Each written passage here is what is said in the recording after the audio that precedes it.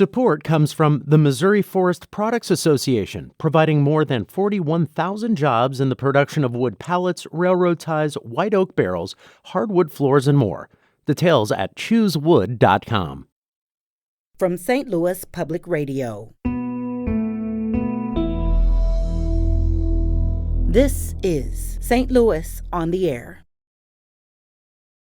No, I think they need to pay people. I mean, to put it most bluntly, when you have unemployment, which in Missouri we all know is $320 a week before taxes, and then you add another $600 on top of that per week, you have a workforce that's finally gotten a taste of getting a little money.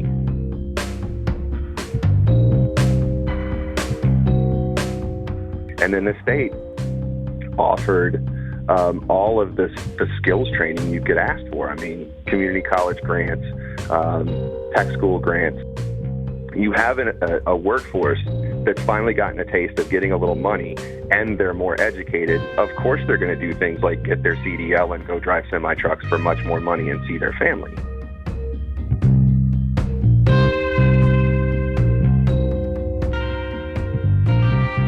I'm Sarah Fensky. Last Thursday, we discussed a big problem with two experienced restaurateurs, Salt and Smoke owner Tom Schmidt and George Mahey, who is both St. Louis Magazine's dining editor and a former restaurateur, one who counts a young Brad Pitt among his former busboys. The problem is this: many restaurants simply can't find enough workers. George said it's a universal problem across the metro area. I don't think there's anybody that doesn't have a help wanted sign hanging out of their restaurant right now. It's as bad as I've ever seen it. I mean, I've been in this industry a long time. I've been, either operations or writing about restaurants for almost 50 years, and I've never seen anything like this. It's totally unprecedented. There's one chef that put it very aptly. He said it's a reckoning, and it is indeed. We heard from some callers with perspective on the issue. One call that came just a bit too late to put on the air came from Patrick Tague. Patrick spent about 30 years in the food industry. But, as he told us when we followed up yesterday, he now considers himself a former chef. Patrick explained that he was working at Busch Stadium for the Cardinals food service contractor in 2020. It would have been his third baseball season. Then everything shut down. I was furloughed, and obviously if you go from 45,000 fans a game in the stadium to, I think they're allowing just short of 12,000 fans now at 30% capacity. If you're going to cut your attendance that much, you're going to necessarily have to cut back huge amounts of staff. And unfortunately, I was kind of a victim in that process. So at the point that they furloughed you, were you offered any sort of benefits? Did you feel like you were taken care of?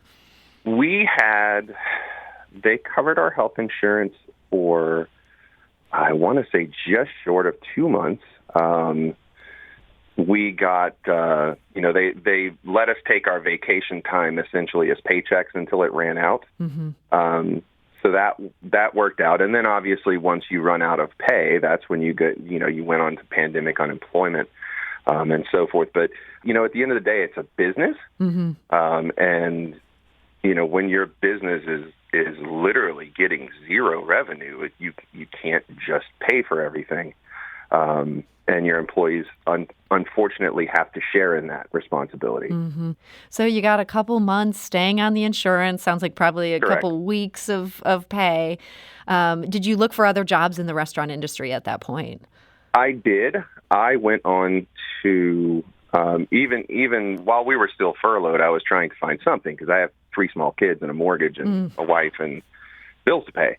So I started looking even before the buildup of paid time ran out. And, very quickly realized that with closures and the county going down to no dining room service and, just like trying to navigate everything that was going on. The whole industry essentially imploded in the space of about 6 weeks.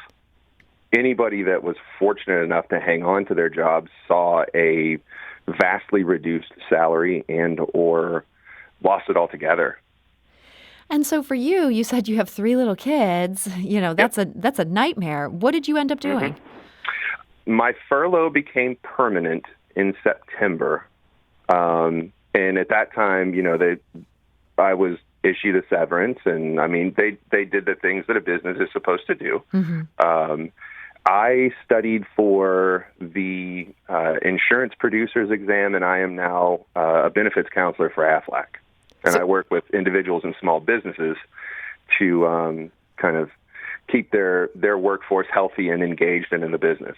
So you completely changed jobs. And this Correct. is at a point when now, and I realize months have passed, but now everybody is looking for people who have your skill set. Have you been tempted at all to say, yeah, I'll give restaurants another chance?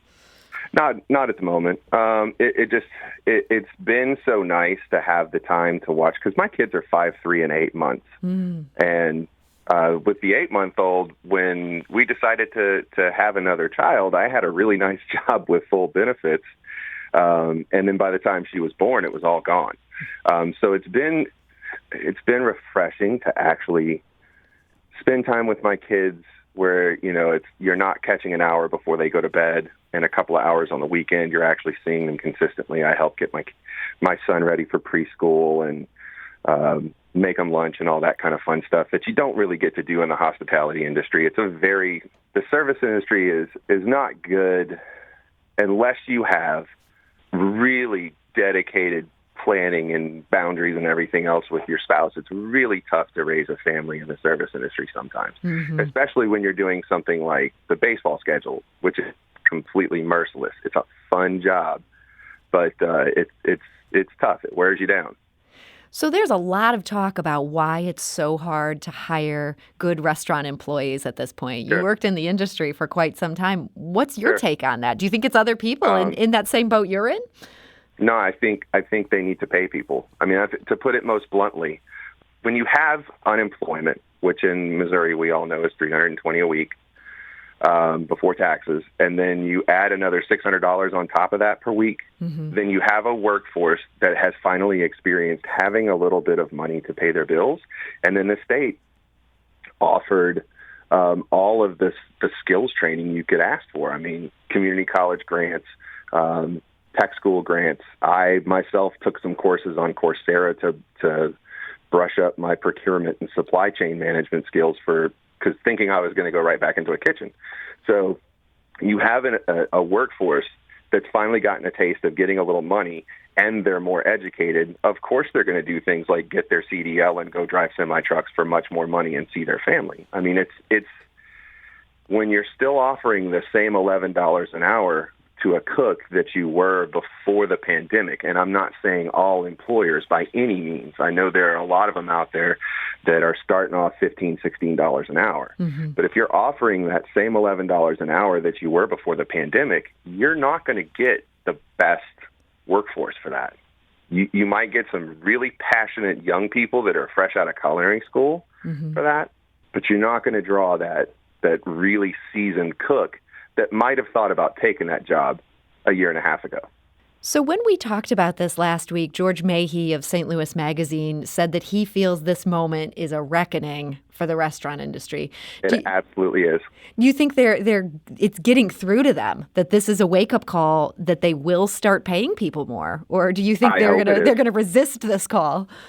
I hope it's getting through to them. I really do. I know that even before the pandemic, we were trying to figure out how to attract people, because before the pandemic, we were dealing with exactly the opposite problem. There was sub 3% unemployment throughout St. Charles County, and everybody that you knew already had 2 jobs. You couldn't throw a stick without it hitting somebody that had 2 jobs already. Well, now you have the opposite problem. You have a lot of people that are content to wait it out until people start raising their wages and benefits.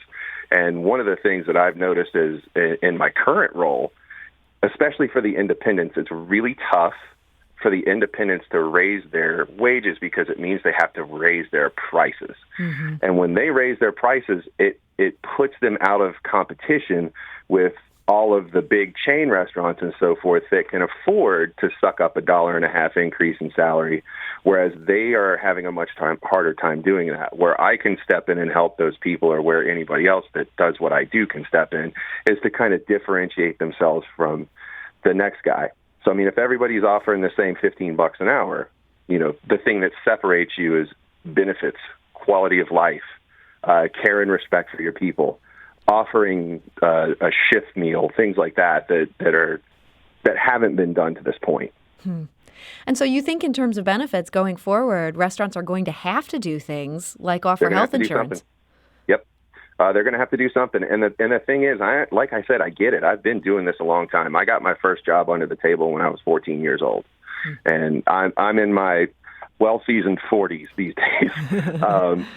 So, I've seen a lot. I've done a lot. I've been in a lot of different places. And, yeah, they're going to have to really do something to separate themselves, to draw who they want.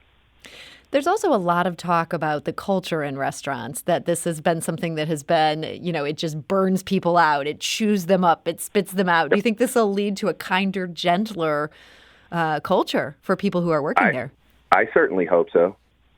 When I was very young in the business, I had I don't want to say privilege because it's kind of the opposite, but it is also a privilege because it taught me how to not be a leader. I worked under a couple of chefs that were very much the yell and scream, throw pots and pans, never give you a day off, run you to death types. And it's like, you got to pay your dues and you got to this. And it was also a very sexist environment when I started out as well. And to some extent, it still is. So one of my major goals throughout my career was always to never be that guy that yelled and screamed to motivate people, because it doesn't work. And then second of all, you're not going to be able to survive long in the current era with functioning human resources departments. You're not going to last long acting like that. So everybody thinks about the angry chef from television that's cursing people out, and that's not reality. And if it is, you're probably in the wrong environment. You're in a place with a toxic culture. But that culture is definitely improving. And part of the reason why is because Gen Y and Gen Z, they will tolerate it. I think that's a great point. And I think, what we're seeing right now is people are deciding what they will and will not tolerate. And as you say, this may lead to some major changes in this industry that you gave so many years to. Yeah, and I think it should, because if we're not learning, if we're not moving forward, that's what the entire craft is about. Well, Patrick Tague, I want to thank you so much for joining us and sharing your perspective on this. Of course. Thank you for having me. St. Louis on the Air is a production of St. Louis Public Radio. Understanding starts here.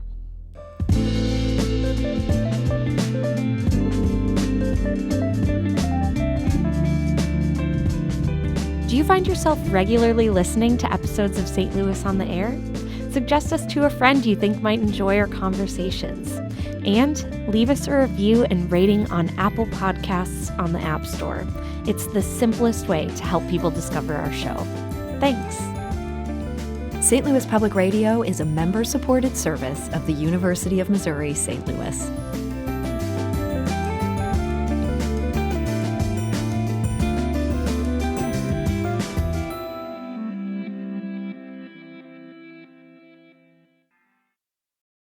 Support comes from the Missouri Forest Products Association, committed to conservation and careful management of the state's forests to make them more resilient and better habitats for wildlife. ChooseWood.com.